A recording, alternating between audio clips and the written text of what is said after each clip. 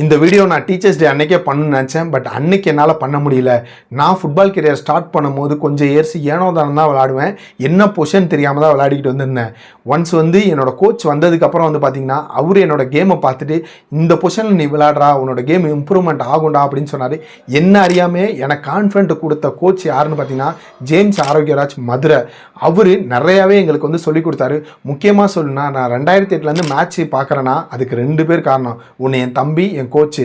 அவர் என்ன சொன்னார்னு பார்த்தீங்கன்னா, மேட்ச் அதிகமாக படுறா, கேம் இம்ப்ரூவ்மெண்ட் ஆகும்டா அப்படிங்கிற மாதிரி சொன்னார். அப்போலேருந்து இப்போ வரைக்கும் ஃபாலோ பண்ணிக்கிட்டு இருக்கேன் மேட்ச் பார்க்குறத. ஒவ்வொரு ஃபுட்பால் பிளேயர் லைஃப்லையும் ஒவ்வொரு கோச்சு ரொம்ப இம்பார்ட்டண்ட்டாக இருப்பாங்க. அவங்க சின்ன வயசுலேருந்து பெரிய வயசு வரைக்கும் ஒவ்வொரு கோச்சாக அவங்கள ஷேப் பண்ணிக்கிட்டே வந்திருப்பாங்க.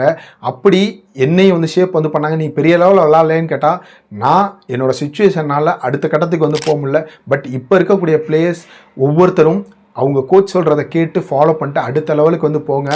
இப்போவும் எங்களோட கோச் ஒரு 500-1000 பேர்த்த உருவாக்கியிருப்பார். ஆனால் அவங்களோட வளர்ப்பு பிள்ளைன்னு அவர் சொல்கிறது யாருன்னு பார்த்தீங்கன்னா, என்னையும் என்னோட நண்பர் மகேந்திரனையும் கண்டிப்பாக அவர் சொல்லுவார். ஸோ இதே மாதிரி உங்கள் கோச் யாராவது உங்களை கைட் பண்ணியிருந்தாங்கன்னா அவங்க பேரை கீழே கமெண்ட் செக்ஷனில் சொல்லுங்கள்.